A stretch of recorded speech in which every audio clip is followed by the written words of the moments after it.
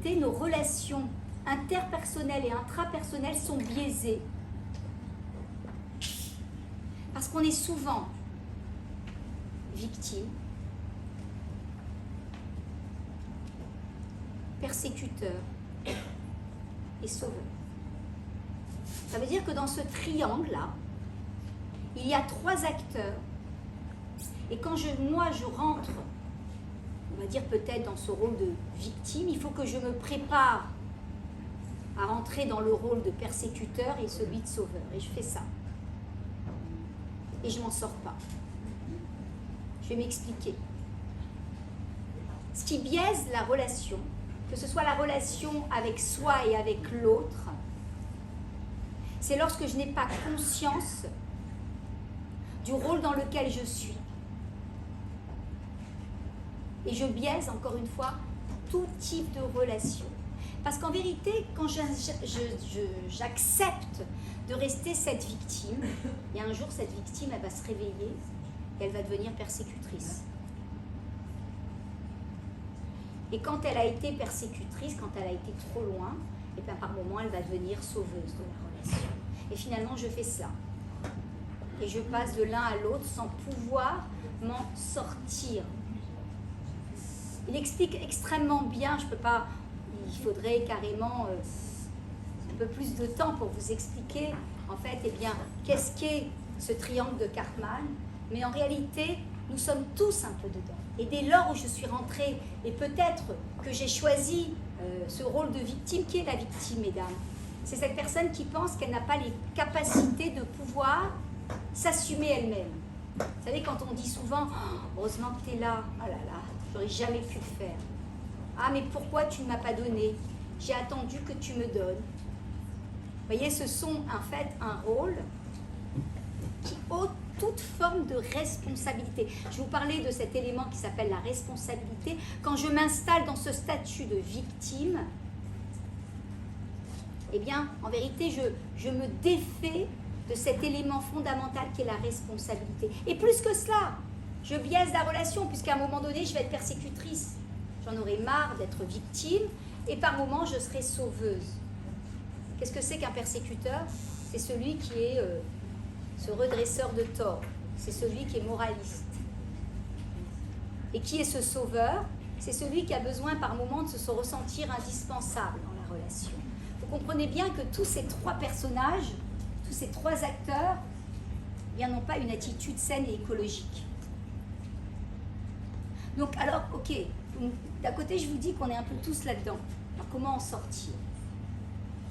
La première des choses, c'est déjà d'en prendre conscience. Tiens, je vais prendre eh bien, les types de relations que j'ai avec ma mère, avec mon mari, avec mon fils, avec ma belle-mère, avec mon ami. Et je vais me dire, tiens, dans chacun de ces rôles, dans quel rôle moi j'aime m'installer?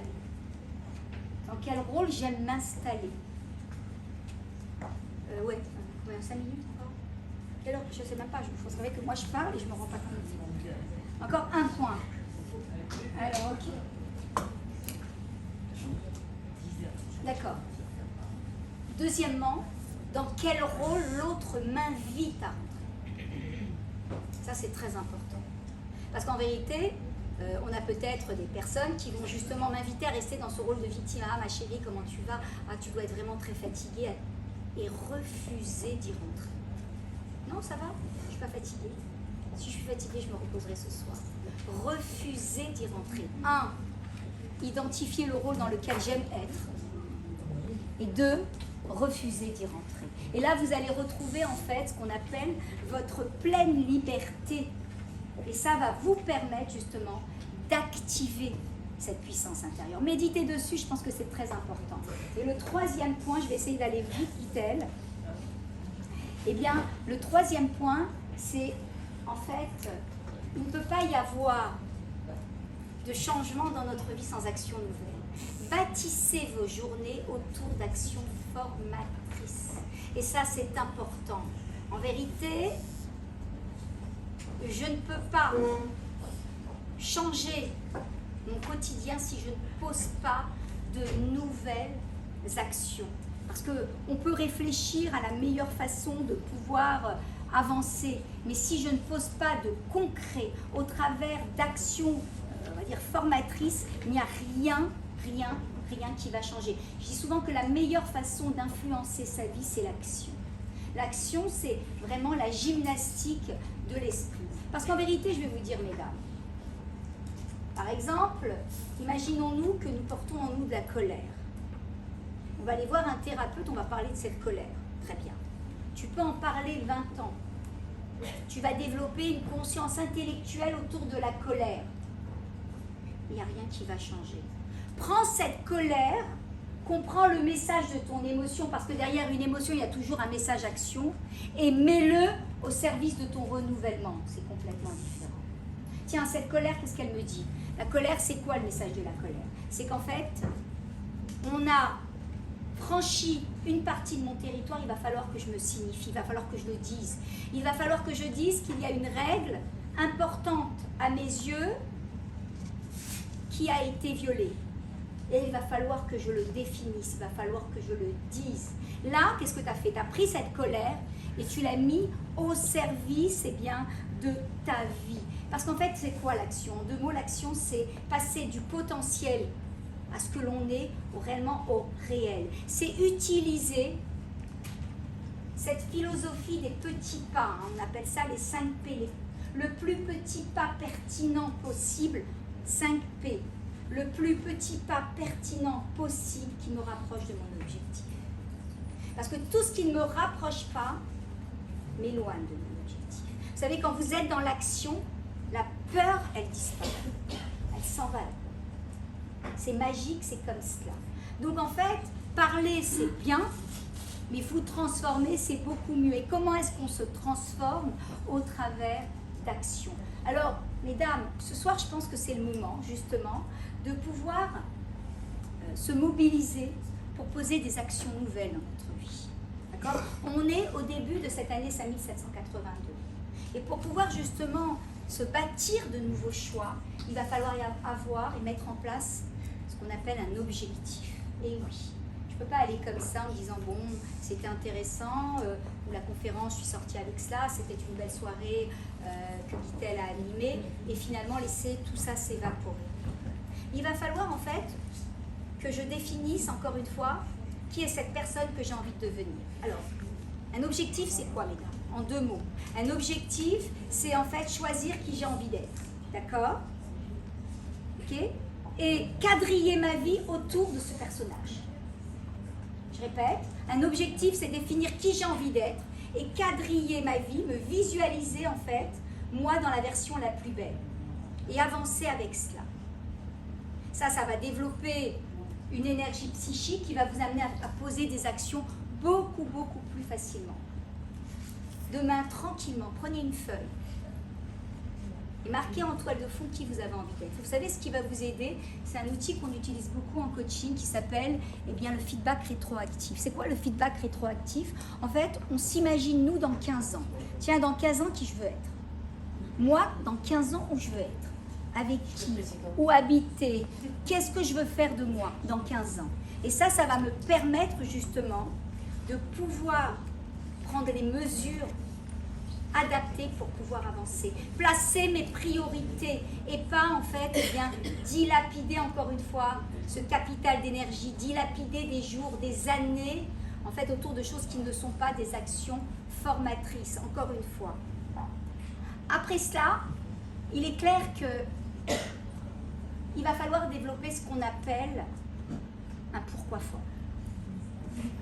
Souvent on me dit, Hana, mais comment on va y arriver? C'est compliqué. Je vais réexpliquer. Je vais réexpliquer 2 petites minutes. Oui, c'est important, je pense que c'est... En fait, souvent on me dit, oui, c'est bien ce que tu dis, mais comment y arriver? C'est compliqué. Je dis souvent que le comment, il dépend du pourquoi. Le comment, il dépend du pourquoi. D'accord? Si tu sais pourquoi tu fais les choses, le comment, il est simple. Je répète, si tu as un pourquoi fort, le comment, il est simple. Ça veut dire que quoi? C'est quoi définir un pourquoi? C'est donner un sens. C'est peut-être sortir de là, alors pas ce soir, faites deux mains tranquillement, et prendre une feuille et se dire aujourd'hui, pourquoi aujourd'hui je dois mobiliser toutes mes ressources? Pourquoi aujourd'hui encore plus qu'hier? Pourquoi? Et définir tous les pourquoi. Parce que je me coupe d'opportunités. Parce que j'ai pris conscience qu'à l'intérieur de moi, il y avait un champion en puissance qui attend d'être révélé. Parce qu'en vérité, j'ai envie d'être cette maman exemplaire. Parce qu'en vérité, eh bien, c'est le moment, je ne vis pas quelque chose qui est réjouissant. J'ai envie de donner un nouveau souffle à ma vie. Définissez tous ces pourquoi. Et vous savez quoi? Répétez-les. Chaque jour. Répétez-le comme un mantra. En fait, comme si vous allez l'encoder à l'intérieur de vous, au plus profond de vous. Matin, soir. Et vous allez voir ce qui va se passer. Le cerveau va l'encoder comme quelque chose d'acquis. Et il va vous donner l'énergie qui va avec. Faites comme si vous êtes déjà là-dedans. Mettez-vous dans la posture du gagnant. On en avait parlé, je pense, quand Dieu était venu. Hein? Les épaules, le menton et le sourire. Et répétez ces pourquoi forts.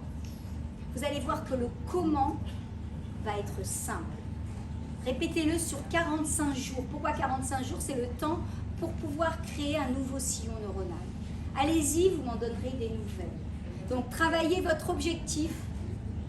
Travaillez votre pourquoi fort. Pourquoi aujourd'hui je dois mobiliser toutes ces ressources qui restent inertes à l'intérieur de moi, inexploitées. Et répétez-le. Comme un mantra tous les jours, jour après jour, 2 fois par jour. Vous allez voir que tout ça va rentrer à l'intérieur de vous et votre cerveau vous donnera toute l'énergie qui va avec. Dernier élément qui me semble important, c'est qu'en fait, eh bien, le meilleur allié du cerveau, mesdames, encore 5 minutes, juste donnez-moi 5 minutes, merci. Le dernier allié du cerveau, c'est la curiosité, c'est la nouveauté. Amusez-vous à parsemer dans vos 5 domaines de vie. Vous avez 5 domaines de vie, le domaine personnel, couple, professionnel, relationnel et familial, dans l'ordre que vous voulez, mais enfin, personnel et couple, c'est les 2 premiers. Eh bien, parsemez vos vies de 10% de nouveauté. Vous allez donner un regain d'énergie et quelque part, eh bien, c'est réellement ce qui va vous permettre de développer une bonne gymnastique pour votre cerveau. Donc la recette, elle est simple, elle se situe sur 4 points. 1, je choisis qui j'ai envie d'être. 2, j'agis massivement. Je pose des petites actions. Rappelez-vous de ces 5 P. 3, je reconnais si ça me rapproche de mon objectif ou pas. 4, je modifie si cela est nécessaire. Voilà.